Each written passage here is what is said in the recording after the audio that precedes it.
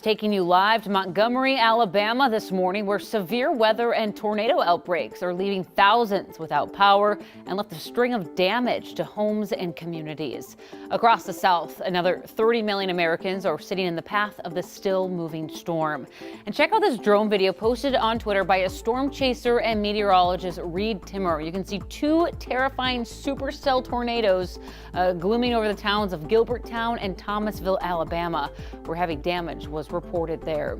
In Tuscaloosa, this homeowner was able to take shelter in a ravine in nearby woods. Luckily, they were uninjured, but you can see the house here completely destroyed. And look at the damage to this property in Moundville. Again, luckily, no one was inside the home when the storm came through.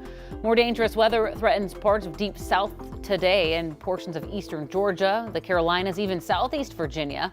The National Weather Service Storm Prediction Center says strong tornadoes, damaging winds, and large hail are all possible. Our sister station in Columbia, South Carolina, says they're under moderate risk for severe weather, the highest confidence from the Storm Prediction Center in 2 years. Torrential rain and lightning are also forecast to hit the area later this morning. And we'll be keeping an eye on what's happening across the deep south today. But if you do have any friends or family in the area, make sure they do have a plan to stay safe. But pretty incredible images, you guys, coming out of the south. Yeah, severe weather, Guy. Yeah, it was definitely a long day yesterday for our friends in places like Mississippi, Alabama, Georgia, and it looks like that stuff going to keep on tracking off to the east too. So back